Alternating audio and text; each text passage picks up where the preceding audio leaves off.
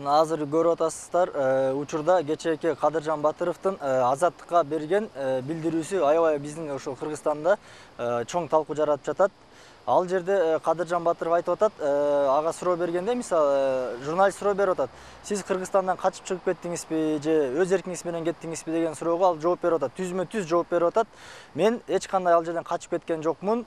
Мен мыйзам чегинде эле мындай өзүм эле чыгып кеттим. Мени чыгып кеткенге жардам беришкен бул ошол учурдагы баягы бийлик бутактарында турган эме Исмаил Исаков, Бакыт Алымбеков жана Алишер Сабировдор мага жардам берди дейт чыгып кеткенге.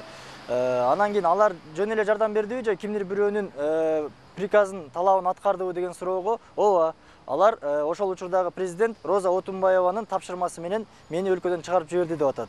Эми бул эгерде Кадыржан Батыровдун ушул айтып аткан күнөөсү чын эле далилденип, ошол аты аталган биздин чиновниктер чын эле Кадыржан Батыровду чыгарганга, өлкөдөн чыгарып жибергенге тиешеси бар болсо, анда мыйзам чегинде биздин ошол чиновниктер тиешелүү жазаларын алышы керек.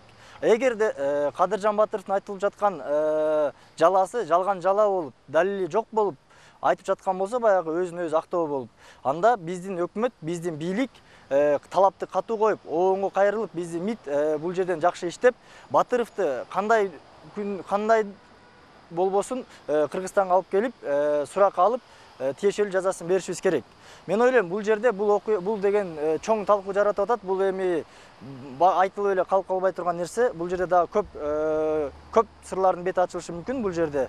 Ал ошол үчүн биздин өкмөт, биздин бийлик комиссия түзүп, ошол комиссиянын курамына депутаттардан, күч органдарынан киргизип, ошол учурда жаш активисттерди кошуп, күч түзүмдөрүнөн кошуп, оппозиция өкүлдөрүнөн, коомдук ишмерлерден кошуп, чоң бир комиссия түзүп, бул ишти дыкаат иликтеп чыгышы керек. Ким күнөөлүү, ким күнөөсүз. Эгерде кимдир бирөөлөр биздин жанакы айтылып жаткан чиновниктер күнөөлүү болуп табылабы, же Кадыржан Батыров күнөөлүү болуп табылабы, мыйзам чегинде жазаларын алууга тийиш.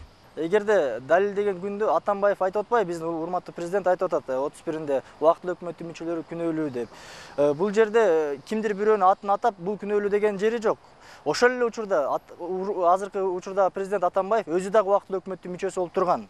Эгерде чын эле Отунбаева ошол учурда президент катары Батыровду чыгарганга тиешеси болсо, анда учурдагы президент Атамбаевдин да кандайдыр бир деңгээлде тиешеси болот. Себеби Отунбаевадан кийинки эле премьер-министр болуп, экинчи адам болуп ошол учурда урматтуу президентибиз турган. Бул жерде эми баягы так баса белгилеп кимдир бирөөнү күнөөлөгөнгө болбойт. Бул жерде так бардыгы комиссия түзүп, комиссиянын жыйынтыгын күтүшүбүз керек, кандай болгон күндө дагы.